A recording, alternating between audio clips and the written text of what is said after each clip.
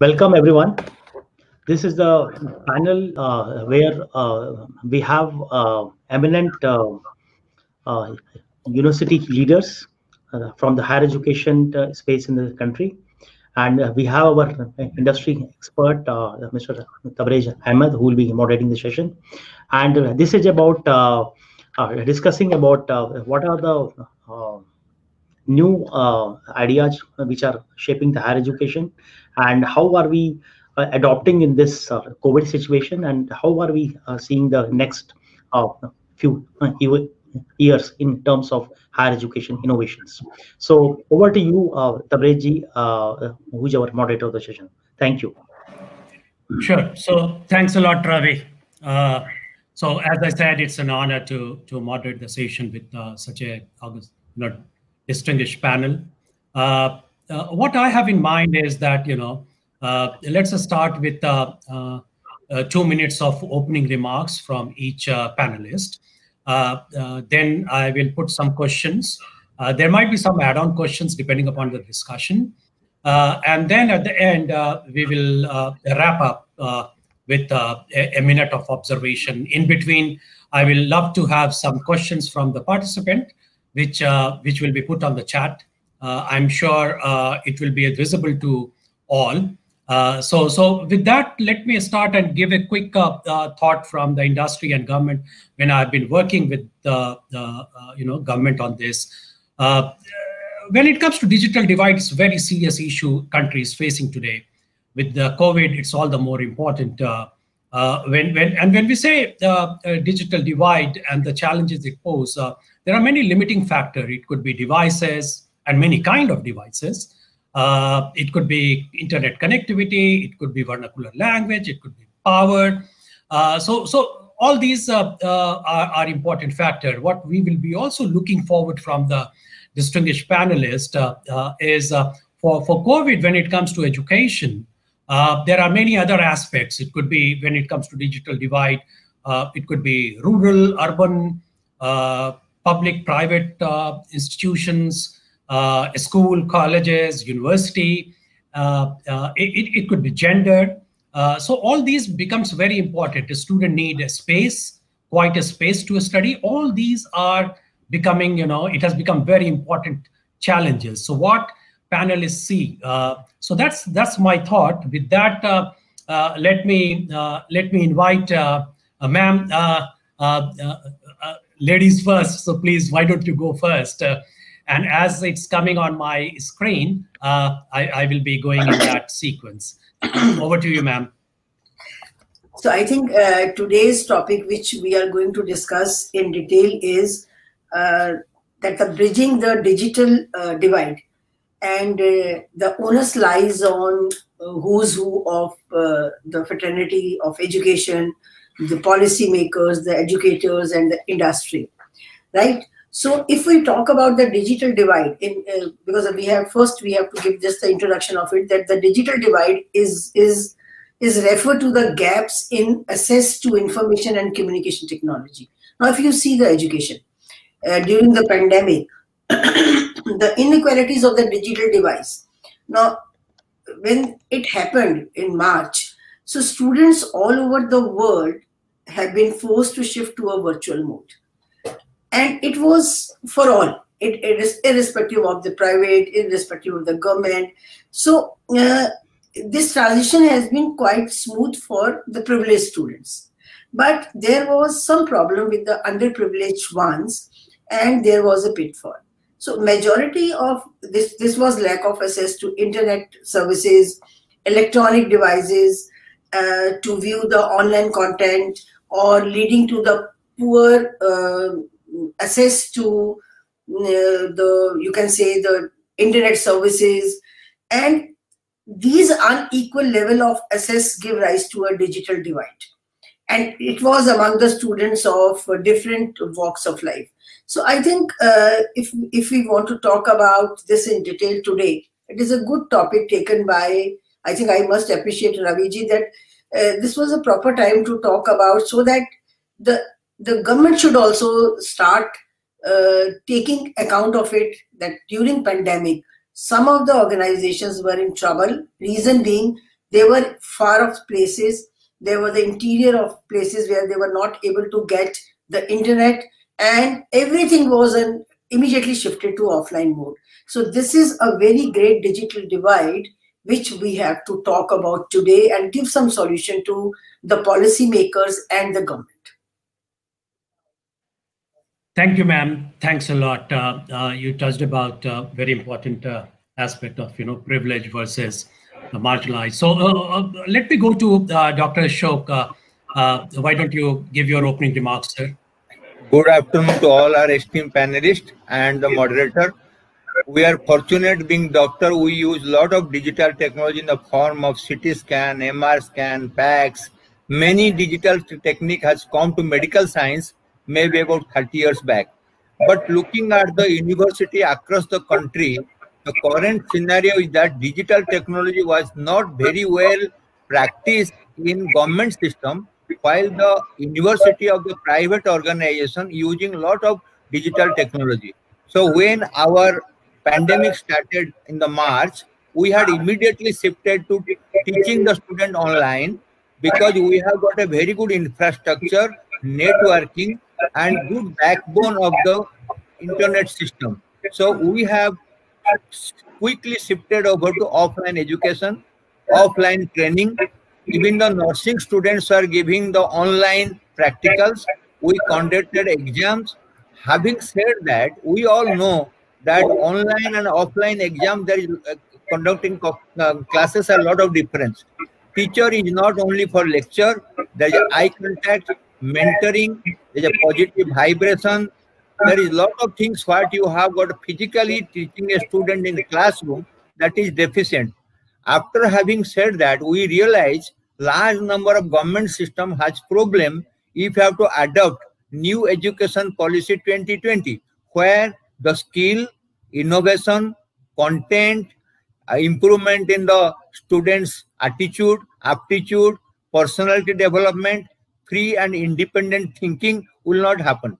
It is only digital technique which can give them a motivation to research, going through beyond the classroom and textbooks. So digital system gives an opportunity for students for a free development, free thinking, many things. But having said that, we realize it requires both teachers' attitude, aptitude, infrastructure, and acceptance by the student, and the infrastructure at the family level. We all know that 500 million people in India survive in $50 a day. And in village, as per the Rangarajan committee, it is 25 rupees consumption of food. And in city like Delhi, it is 35 rupees. So we know that when you talk about digital technology, it may not reach all 20 or 19 million students across India. But after having told that, we all understand if we have to teach the higher education digital technology, they should be initiated at school level. In school level, do we have the infrastructure across India? Then we have to develop a lot of infrastructure development at school education, so that when the student come to the university, they are primed, their attitude to digital technology, they are accustomed to the different gadgets are optimal, so that they pick up very fast and develop themselves. So it will be a very good system for future to come. That is the reason our new education policy doesn't expect anything to change in 2 years, 3 years. They think 2035, 2040. So this transaction from one system to another system will take a lot of time in the human resources, in the infrastructure, in the human attitude, and moreover acceptance by the teacher community, student community, and family. If we can achieve all this synergy, you will have a very good system by which we can educate our children by digital technology. It's a wonderful thing, but nothing happens in a day. It will take years. Thank you very much. Thanks a lot, sir. You highlighted, I think there are some people who are not on mute. So I will request those who are not speaking to put themselves on mute. So you highlighted very important aspects, sir, that one, it is very comprehensive. There are a lot of elements, a lot of complexity, and at the same time, there has to be a timeline. It cannot be achieved so quickly, which is highlighted by NEP 2020 also. So let me move on. Let me request Dr. Telsang. I hope I am pronouncing your name correctly, sir, to give the observations, sir, opening remarks. Okay. All my learned panelists, and I'm not going to repeat what is being already said. So the starkest digital divide probably is evident in education, and especially it is exposed during this COVID situation. Each one of us have experienced what the real digital divide is, especially those who are in education. And analysis of this digital divide, it gives three-dimensional problem with sub-segments of all times which are to be focused for solutions. The first dimension I could look to as a gap between those who have access to hardware, network, software, authentic information, and those who doesn't have. This is the first dimension. Those who have got access to all the gadgets and the information. The second dimension is the gap between generations. This is very important. That is between teachers and parents and the students. There is a generation gap which is going to be addressed. And the third important gap is the behavioral divide. And all these are equally important. For example, in India, the first and the second may not be the problem, especially in the state of Kerala, the highest education, the highest connectivity, but the problem is regarding the behavior. It may be the societal concerns. That's why each of these dimensions are to be addressed very critically. It takes time, as the learned panelist has already done it, but ultimately it's not that only the educationists are going to address this issue. It's not only the policymakers, it's not the industry. It will be the onus of the joint efforts. For example, the policy of bringing in the technology to the rural masses where they are deprived of this education. It's not that only the rural people are not deprived, but only those who are staying in the surroundings of the cities are also deprived. Especially when we started the online or a virtual classroom, most of the problems were exposed. I'm going to say as a vice chancellor that 30 to 40% of the students, they were deprived and they were not able to be as a part of the education system which we are offering. Means we could not be able to continue their learning even though the efforts are being made from all sorts, but really it's not say a gap is limited, but it's a wide, I can say. There's a big gap in India. And also we have to learn from the experiences of other countries, how they have addressed this issue. It doesn't mean that it's only the problem with India, but there are many issues which already they are being addressed, like Google balloons, where in the remote places and the satellite connectivity, and all these issues, they are already being addressed. We have to learn from where already the solutions are being done, and we have to make a clear-cut intervention by all the three, that is the educators, the policymakers, that is especially the involvement of the local government and the local community, especially in the rural places, because my university is located in the rural place. That is very much important. It's not that just a question of connectivity, but how best the local communities and the local governments are going to involve this project, and if we are able to make it a participative with public as well as a private partnership, we are going to make a good progress for the days to come. This is what I feel as an opening remark. Thanks a lot, sir. You really highlighted the behavior part, which I was also thinking that how that and also how the 3-4 main stakeholders can work together to solve the problem. At the same time, how to look at the international experiences and gain from it. Thanks a lot. In fact, in one of the question in chat, I can see where they are asking what are the best practices, which we will talk about when we will go in a specific question. So let me invite Dr. Kumar. Why don't you give your opening remarks, sir?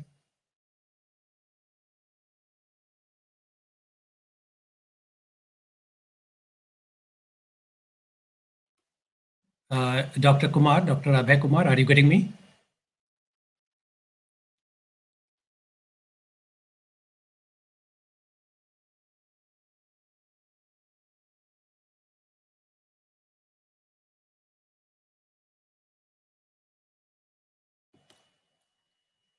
Sir, if you are on low bandwidth issue, then yeah, go ahead, Okay. sir. Thank you, Dr. Tabriz. I must extend my sincere thanks to Mr. Ravi Ilets and all the distinguished co-panelists with us here today, all the participants. Well, it is a wonderful topic. When we talk about the digital divide, we all must be on very clear on one point, that the importance of the digital revolution in economic growth, job creation, and human development cannot be disputed. Now, digital divide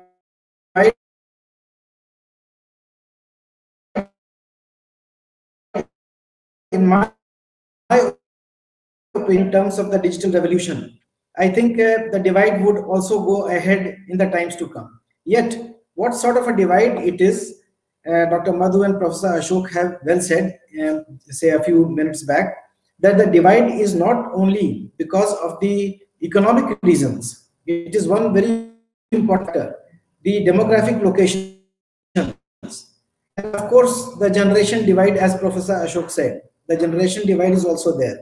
And apart from that, the gender divide is there. In terms of women not having access to those many gadgets, the culture and social patterns which govern the say culture of the country, in which women are not supposed to come forward in many ways which we would like them to. Therefore, the point in connection would now be how to bridge these gaps. What would be the role of say educators, industry, as well as say the government? Well, in the new education policy, I think digital revolution has been emphasized upon, and we have all come to know that the government wants everything to be digitally done, even whether it is the field of telemedicine or any other field. We have say inroads made by the digital accounts. So the policymakers, I think, in terms of them, they would have to start making more investments to scale up the access to reliable and maybe less erratic electric supply. I tell you, we have students from remote areas in Bihar and say remote areas of eastern Uttar Pradesh.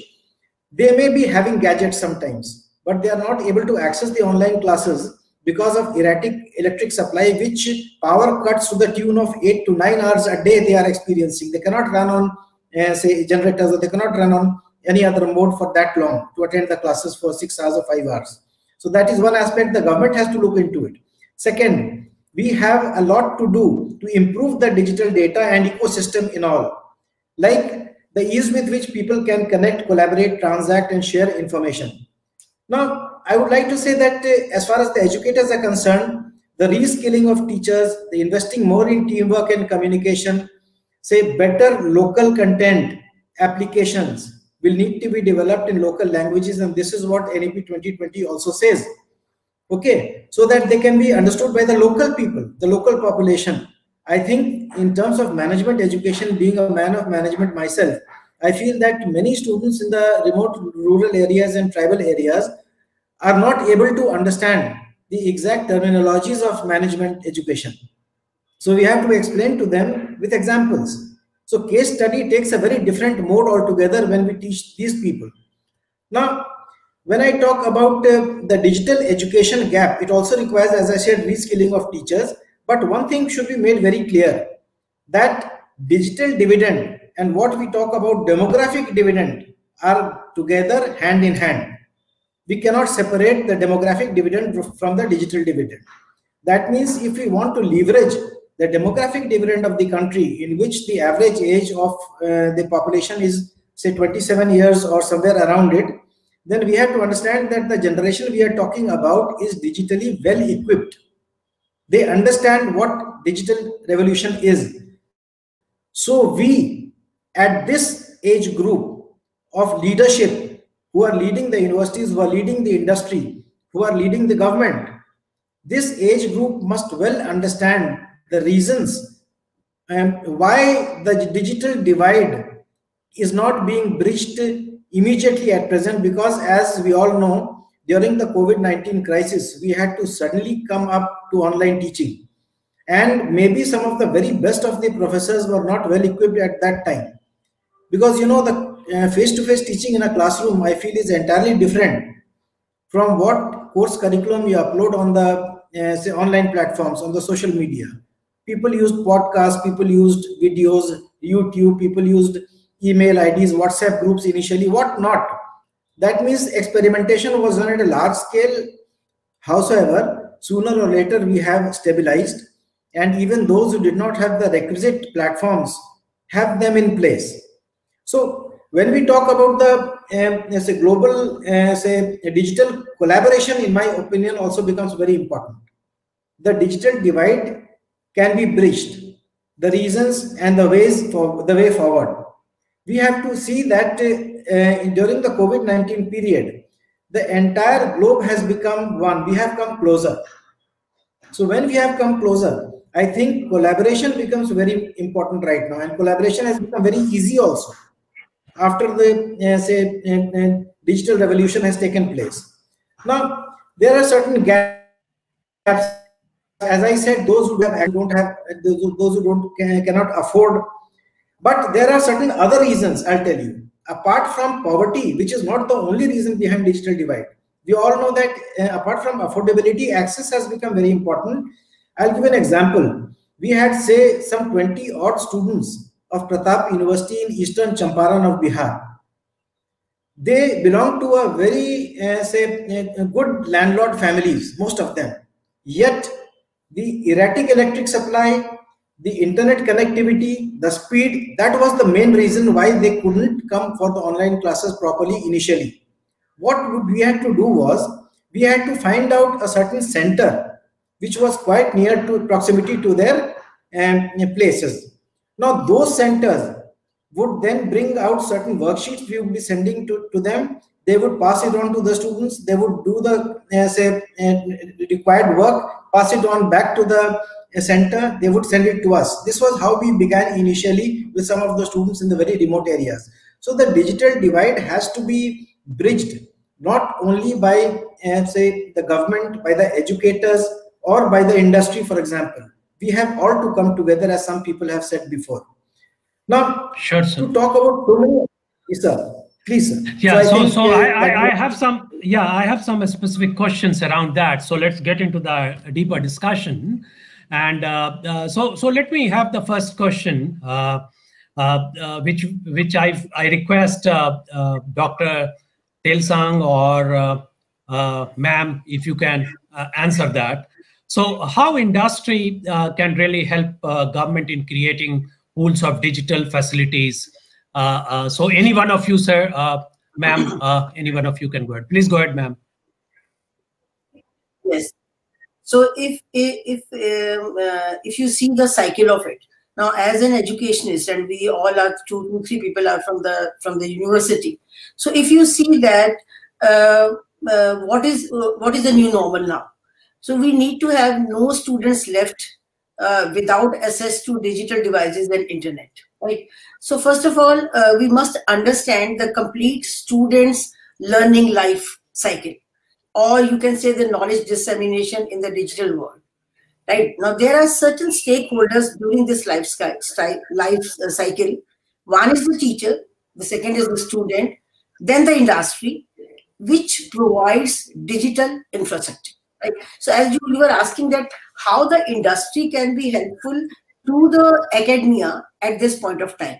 So first of all, we must understand that when a teacher delivers a session online, for which he or she must have a digital device, that is either the laptop or the desktop or the smartphone. So this should be connected to World Wide Web, that is connected to www, right? Through a broadband internet connection. Now you see that in this cycle, how many verticals are to be part of this whole system when we are delivering the content to the students, and then the student, then the industry, and the academia, right? So now the periphery of the teaching learning aids will decide the quality of internet connectivity required. Now, for example, if only text needs to be shared, then an average connection will work. Now, you want to show the text, it is okay. But now, as well said by Dr. Ashok, that when the nursing students were given the online sessions and the simulation labs were used, so in that point of time, the audio-video connection to be shared, and in that case, high-speed broadband connection will be required. Now, it varies from lecture to lecture that only the content or the lecture like this, which we are doing, less connectivity, less broadband will be required. But as and when we are going to the complex topics where the simulations are required, where the skills are required, then we need the broadband to be increased, right? Now, a student attends the online session through a digital device. Now, how he is attached to the teacher, either through laptop or through desktop or through smartphone, the same. And then the same connectivity with www. Now, industry provides the backbone of the digital platform for teachers and students to collaborate with each other. Now, when it comes to knowledge dissemination, so it is the bridge for digital device between the haves and have-nots. And we have seen that. Now, I will give you the example of Chitkara University. So we have two universities here. It is very near to Chandigarh. As you must all be knowing, it's a beautiful city, Chandigarh. And we have two universities in Punjab and Himachal Pradesh. It is Chitkara University. Luckily, in 2014, we were all very technologically sound. Reason being that we started technology in 2014, and slowly we went to even to the MOOCs classes also. So we made it very mandatory for all the teachers, all the professors, whether they were very senior, because I think in the discussion there came that there is a generation gap also. So people like us were taking much time to understand the technology. Then the teachers of age of 25 to 30 or 35, because they were very comfortable with that. So luckily, we were not knowing that the corona has to come, but luckily for 3-4 years, we were having our own ERP system. Everything was digitalized. Even nothing was there that where softwares were not used. So when we took 1 week to shift from offline mode to online mode, and everybody was this. The only problem which we faced during this pandemic or the lockdown was the students from interior of the country, where now, for example, Jammu Kashmir. So Kashmir students were facing some problem of internet connectivity, and then we did another thing, that we recorded our lectures, then we were connected to them through WhatsApp, through mail. So that was all done, and luckily the students were not facing any problem. But I think if you see the whole cycle, and if you see the NEP 2020, they have mentioned, and I'm very happy that during this pandemic, they announced this policy, National Education Policy 2020, where they said that they will observe. The Government of India has already chalked out a very aggressive plan to make the digital infrastructure available to each and every student of our country, irrespective of her location. But I don't know that how much time they will take. Reason being, in some of the cities, still they don't have any electricity connection. So how we can talk about the technology? So I think policymakers, the government, the educational institutions, where they are government or private, they all have to come together on one platform like this. This platform where the industry guy is also there.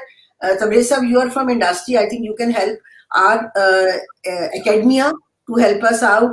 The people from the medical profession there. Then we are from the university. So I think we all can work together to chalk out a plan and give that policy to the government to how they can, NEP can be successful with digital communication. And this is very, very important.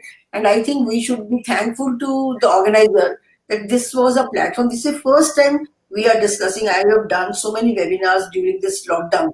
I think this is the first time we are talking about the digital divide, and which we were seeing. I think in nearby schools, we have government schools, we have adopted 5 villages, and there are some government schools. They were not even able to talk to the students.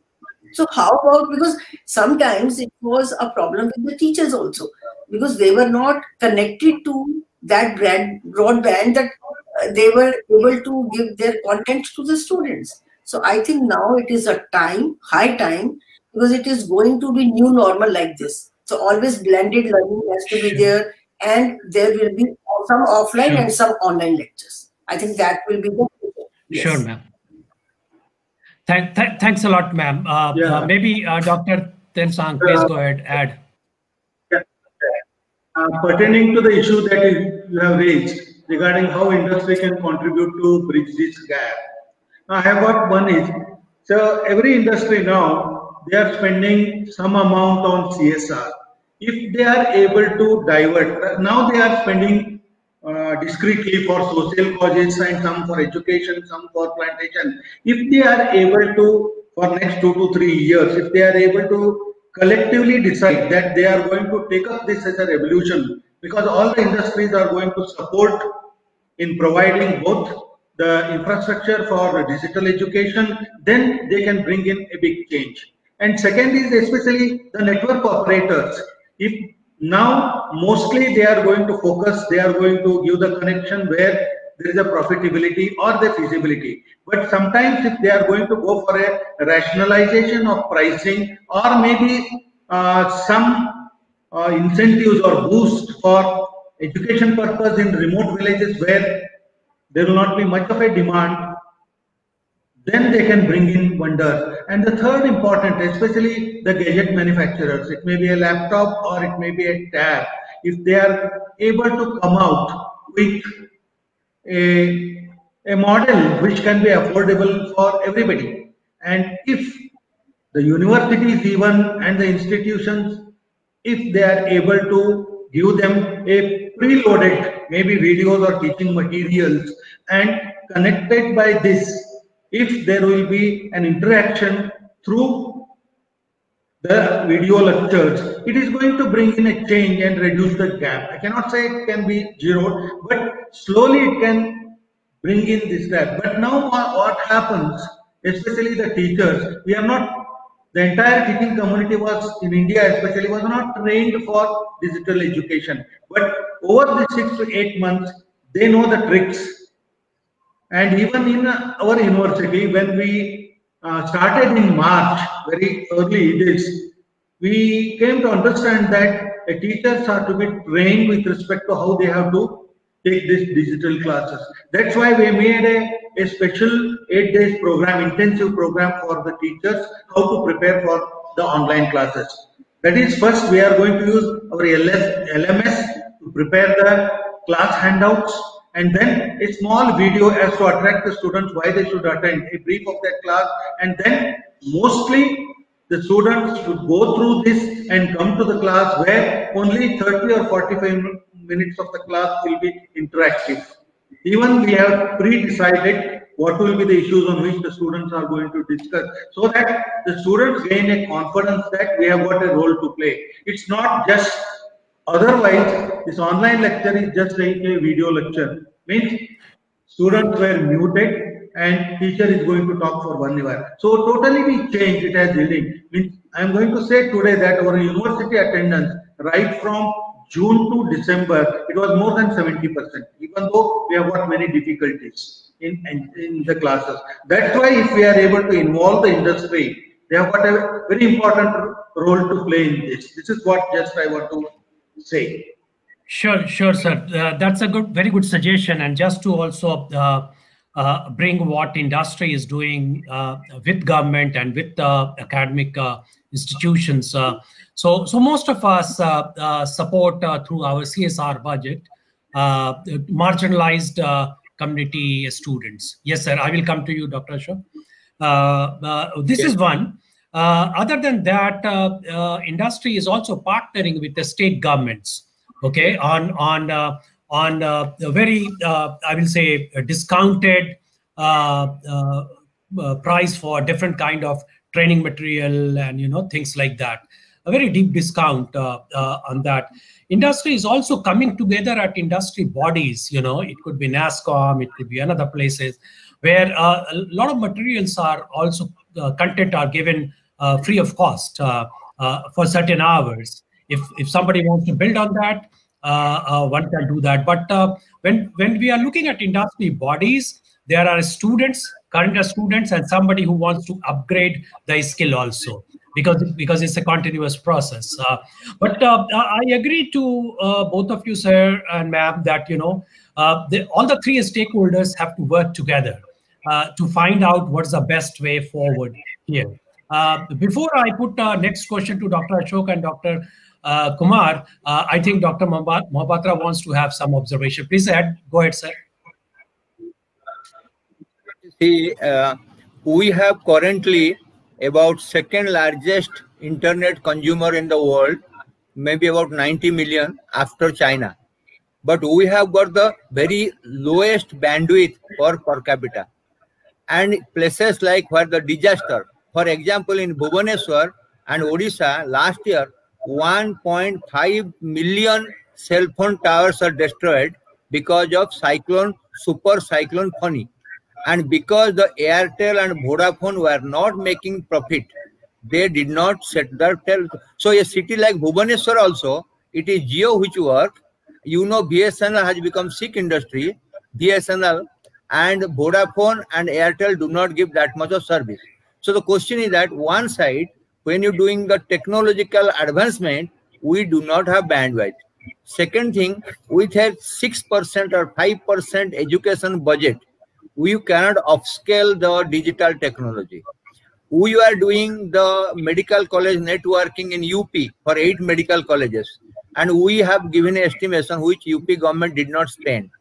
In Sanjay Gandhi, I want HL7 platform for the medical information management system, and it cost us 20 crores when the TCET had given 67 crores, Wipro had given 40 crores, and Sobha Renaissance IT company from Bangalore had given 15 crores. The question is that these technology are so diverse and so costly. So when the consumption has become so high, the cost must come down. So we would like the industry. For example, I was interested in digital operation theater at AIIMS. The cost was 17 crores, where the Meditronic, Stryker, Cisco, and many other companies were partners, but we could not get it done because the cost was too much.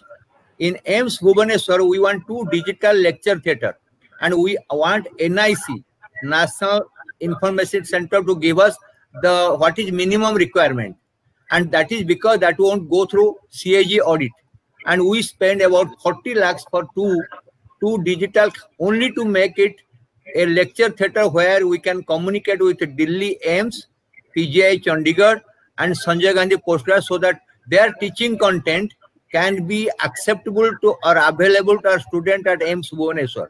Because if you have a networking, quality teachers are very deficient, and this technology will mitigate the need for quality teacher by networking the universities and medical colleges, because in medical field to get very good teacher is very important.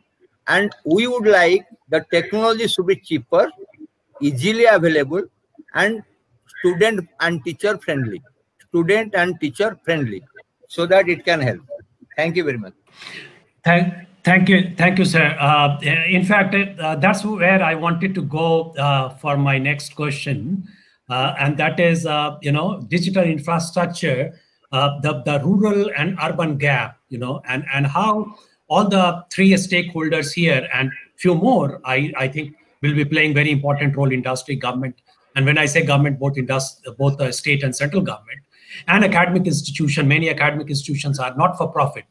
Okay, so how, Dr. Kumar, if you talk about that, how we can really work on the digital infrastructure and making all students have access to digital technology so that they can continue their education. What's your thought on that? And I will also request afterwards if ma'am, you or Dr. Telsang, you want to add something here.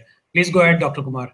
Well, it is very clear at the outset that as far as digital infrastructure is concerned, say most of the population of India which is lying in the rural areas still not having the required digital infrastructure, nor the internet speed, nor the basic amenities which would put them on the digital platform at par with the urban areas.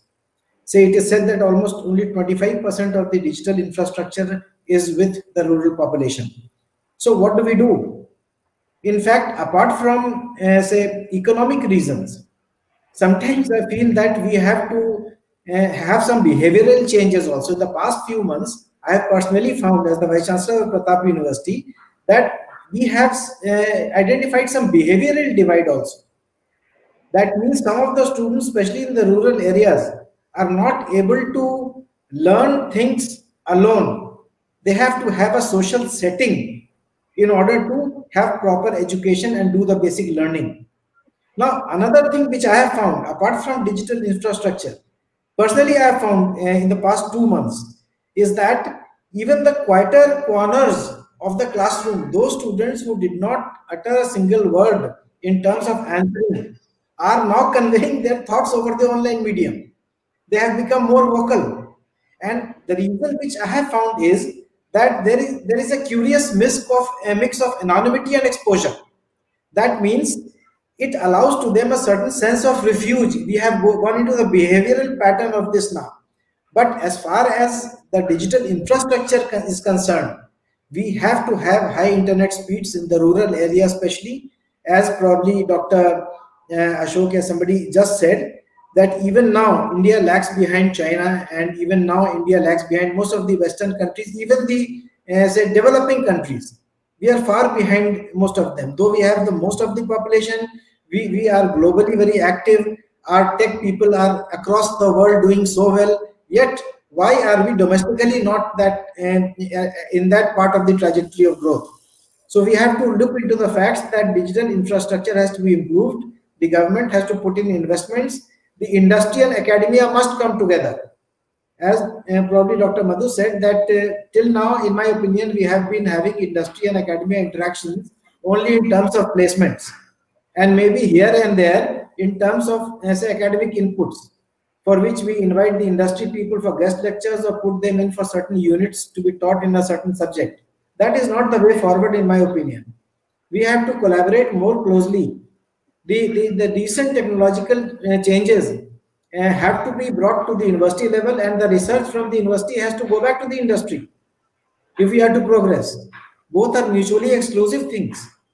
If the industry does not support the academia in terms of giving them the best possible edtech say advancements which have come to the nation and the world, and in turn the academia doesn't give them back in terms of research, what could be again be translated into new things in the industry and brought back into the society. So that is how it is to go. So the digital divide, if we talk about, is because mostly we are not collaborating to that extent. We have to come closer. The government has to believe not only in public institutions. Let me reiterate, they have to believe in the private institutions as well. The NEP 2020, of course, says that public and private universities will be looked at with the same say eye, one eye not for the other, not for the different eye for the different. But let's see how the implementation is going to be. And this is my say submission, that if we want to bridge this divide, all government, industry and academia have to come closer, have to believe in each other. And of course, there may be one or two stray incidents in which the belief may be not that articulated in the times to come, but we have to trust each other if we have to grow. And that is how the way forward is, in my opinion. Thanks a lot, sir. You have really highlighted the important aspect of academic industry working together, and government playing its role for the best of the system to be developed, so that in new normal and maintaining the behavior part, which is very important, because in classroom teacher is looking at every student. Online a student might be playing on YouTube rather than attending classes, and there's no way to check. These are the big challenges. So it's very important that we develop system in a way, collaboratively we develop system in a way where we can also look at the evaluation part or metrics part very effectively. So I agree. Before I go to one chat question on best practices, and this question will be open to all, I think Dr. Tilson, you want to say something? Go ahead, Yes, sir. I want to make a point with reference to what you have asked previously. How we can bridge this gap between rural and the urban connectivity and this problem. Especially some of the initiatives are already being done. It may not be, but if the government is going to intervene, it is going to bring in change. Normally, what they call it as a community technology centers, wherein most of the schools, some computers are available, in high schools computers are available, but some philanthropic organizations have given them the internet facilities and they are going to pay the bills. And these things after the school hours will be made available to all the rural people, especially those who want to learn. So this is a new concept because already instead of going in for, when we say a center, always first comes the physical infrastructure. Instead of already existing physical infrastructure, it may be some temples have got big places. Some the schools have got big places, and already we have got the conventional libraries. Why can't they be converted into these digital centers? And people are going to donate generously, so that because it is for the good cause. This is one of the reasons in the vicinity where we live, especially in the western Maharashtra, this initiative has already started. Maybe in a small way, but if some of the organizations or NGOs, if they are able to support this activity, it is going to bring in a good change in to bridge the gap between these two digital gaps. This is what just I want to say. Sure. Thanks a lot, sir. Of course, it's very important, and I think in NEP also there is a discussion on that. Prime Minister Modi had been saying about it. So it's very important and timely. So looking at the time, there is one question on chat, and I will request to be very brief on major best practices here, on remote education. Yeah, please be brief, because then I have one more question. And at the end, I will request all the panelists to sum it up in 1 minute. Please go ahead, ma'am.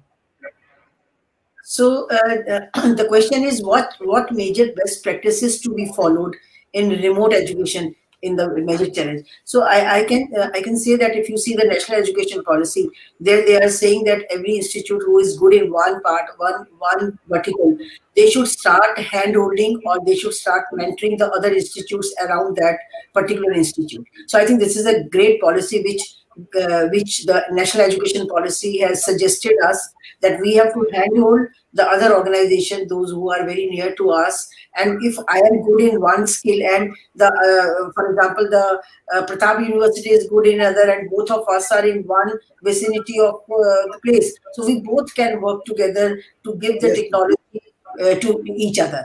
First thing is this, and the second is, I will give you one example, that we have Chitkara Radio 107.8, a community radio with us. So what we have started doing is that the recorded lectures, and what the government is also giving those radio lectures of the content of 8th class, 9th class, 10th class, they've started giving, because the internet connectivity was not there, but radio was available. So what they have started giving those recorded lectures of those classes, especially the school education. So they have started doing those programs. So what we have done is that we took those programs from the government and now delivering that into the 15 kilometers of the area of Chitkara University to give those lectures to the students. I think we have started doing that. Maybe other institutions can be helpful to us. Great. So any other panelists to add on the best? Yeah, just I'm going to say the best practice in my university is to train the entire fleet of teachers and the teachers in the surrounding areas for this digital education, and also the learners training. This is an important part where we can bring in effectiveness. Technology is one. Other than technology also, this becomes an important part to hold them for learning. exercise. Sure. Sure. Well, can I say something? Sure, sir. Please. Mr. Tabrez, at Pratap University, I would like to say that, of course, as far as the teacher training is concerned, we are doing it for our own teachers only as of now. The students are also being, say, motivated, and mental wellness classes are being taken. But the best part that we have started in the past 2.5 to 3 months is talking to parents online.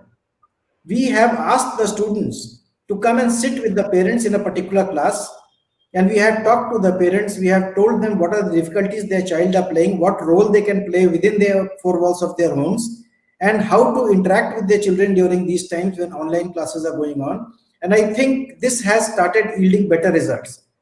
Those areas in which asking girl students to come online especially was considered to be a taboo. In the remote tribal areas of, as ma'am said, Himachal Pradesh, I have been earlier in, and even in remote parts of Bihar, even girl students would not be allowed to come to the online session. They would have a taboo of thinking, what exactly is this? How can we let the child use a smartphone when there are so many things that I have heard which can happen to her? Her own character assassination can take place. There's so many things we have to convince them that control can be there. But as Nandan Nilekani has said very recently in a conference on reimagining education, I would like to quote, access to technology and internet is an urgent requirement in the information age. It should no longer be a luxury. It is a necessity. So we have to consider that necessity is the mother of adoption, and we have explained that to them. Maybe not invention, but at least adoption. Adopt those things. Let your children grow. This is what India needs. Thank you. Sure, sir. Thanks, sir. Yeah, please, sir. Please, Dr. Ashok. For example, in Odisha, 40% tribal area. There are 89 tribal community. There are many landlocked areas. Recently, you have seen the cyclone flood in Chennai. So there is a diversity in India, and we have very poor infrastructure. So in remote areas, there is no electricity, there is no road, there is no internet. So we have to develop the remote area. So far, the basic infrastructure like road, electricity. Otherwise, talking about internet in the remote area doesn't work. And then the devastation by the calamity like flood, cyclone, all these things. And you know that Himachal Pradesh, there is snowfall, severe snowfall in Srinagar. In 2 days, there are 3 feet of snow. So what is going to work? Nothing. So the question is that our timing can be changed. We can have time to time same lecture, and we of course sometimes put in a YouTube so that whenever student has internet he can go to YouTube. So question is that we have to adjust to our environment, adjust to our physical infrastructure, and also mental makeup. So we have to have a package of infrastructure, mental makeup, attitude, and time management. If Indian can work for American throughout night, because American are daytime working and we are working night time, why can't our lecture can be night? Why should all university deliver the same lecture with 10 to 4? I have not understood. I told Odisha government in pandemic run the office 3 shifts, medical and emergency system 8-hour shift. Why can't we have 8-hour shift? If we work a lot of package, if is lot of package, I get 30 lakh package, I work 3 a.m. and sleep throughout day. But when a pandemic, I have to work for my student, it is not possible. So we have to also devise the methodology with existing facility, innovate the facility to the best opportunity for the student. If you do not innovate your facility, no, 10 to 4. After that, I will go my home business. That doesn't work. Thank you very much. Professor Ashok, there is something I would like to add. Can I do so? Yeah. In fact, brief, sir. Please be brief. I'll be brief. In fact, if you look at what the Honorable Prime Minister had posted on LinkedIn some months back, he talked about the 5 vowels of a new normal like A, E, I, O, U. I won't go into details.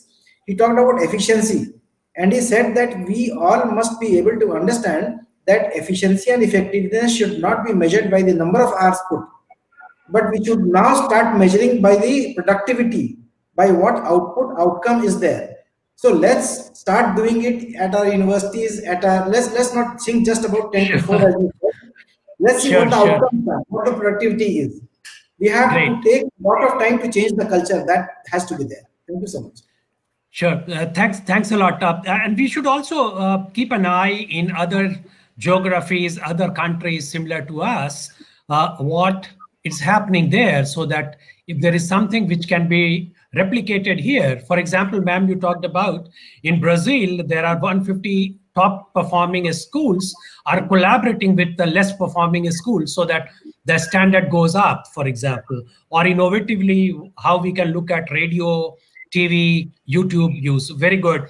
Now, I wanted to actually ask one more question on NEP, but due to shortage of time, I think I should not. Some of you also talked about. Very briefly, 30 seconds, okay? Closing remarks from all of you, I want. How to go ahead and really solve the problem, because many academic institutions I know are not for profit, okay? So there is a role for you also to play so what's your thought? Anything as a closing remark, 30 seconds each. Go ahead, ma'am. Makers and the educations. So educators Anyone. and yes, educators and policy makers both should work together to ensure that the learning ecosystem is framed or drafted in such a manner that the education policies, whatever now national education policy is talking about, they should provide an equal opportunity to the students with or without ICT tools available with them. And now this is I can see that this is a very difficult task for the policymakers, but such direction will help the educators to bridge the digital divide across the country. I think that should be the future. Yeah. Sure. Dr. Ashok, very brief, sir. I think we will ask the government to increase the education budget at least by 2%. If they have 21 lakh crore project for the pandemic, the education and digital technology did not get anything. The farmers got only 6,000 crore, and everything went to the big industries and all this. So we have money, we can do it. Second, the university should have less profit margin. They should also spend money, and we should teach the student and teachers. So we should have teacher development program so that they become technologically more oriented and student and technology friendly. If we can do three things: university spending, government spending, and infrastructure development, so for the teacher, student, technologically friendly, that will help us. Thank you very much. Thank you, sir. Please, next. Yeah, I made a reference to 3 dimensions. So leaving the technology dimension, other 2 dimensions are with the education. If we are able to address this generation gap and also the behavioral gap, we are going to go a long way in making this digital education more productive and more effective. Thank you, sir. Dr. Kumar. Yeah, Mr. Tabrez, I personally feel, as I have already told you, that we must have a closer collaboration. That means the government, the industry, and as well as the academia have to come closer, start trusting each other. There's a lack of trust, I still believe.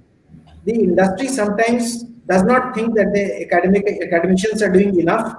We sometimes start distrusting them with the fact that they are not coming closer to us, not helping us. So let's come together and we start believing in ourselves. The government also must start believing in each of these, whether it is industry or whether it is education institutions. So we cannot remain in an isolated island of excellence, as I always say. We have to collaborate, we have to come together, and then only can we bridge this digital divide. Thank you. Thanks a lot. Let me thank all my panelists. Thanks a lot for brilliant thoughts here. And give it to organizer now. Abhishek, over to you. Thanks a lot. Thank you, Tabrez. Thank you very much for this moderating the session. And Tabrez, we need your concluding remark on this as well, that you can share your concluding remark as well. I think my thought is that all the 3 stakeholders, including some more, I will add, NGOs, for example, some international stakeholders, because a lot of universities are planning to come to India, all need to work together to solve this problem. This one stakeholder cannot solve, industry cannot solve, academic cannot solve like that. So that's my thought. And but if we come together, COVID, it's a problem, but at the same time there is an opportunity. So never leave the opportunity in this challenging time. Use it to bring the change and fasten the change. So that's my thought. So over to you, Abhishek. Thanks a lot. Thanks again, panelists. Thanks a lot.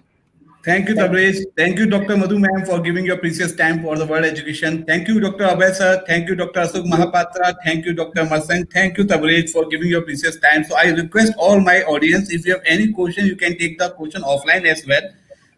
You can visit all our panelists on their social media. You can put your question. They are all active on the social media and they can revert you as well. And if you have put your question on the education@digitallearning.in, we will send your questions and any queries to the dignitaries and we will revert you back.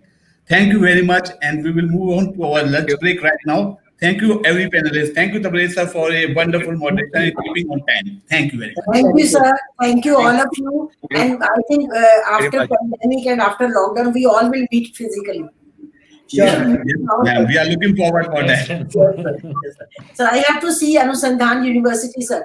People are talking about it. No problem. No problem. You can come and we will take a guidance for A+. Lord Jagannath Puri. Yes. Thank you very much. Technology say we were attached when we started in 2002. So thank you very much. My first desktop was from Dell. Okay. Abhijit, thank you. Thank you, ma'am.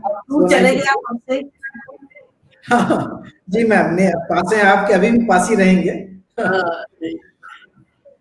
ठीक है। आप नमस्कार जी, आप आइए कभी Chandigarh sir. Marton साहब आप आइए कभी। नमस्कार madam. Thank you. Thank you, everyone. Thank you. Thank you. Deepak, can we move on to the AV and we will proceed to our next session after the lunch break? Thank you, everyone.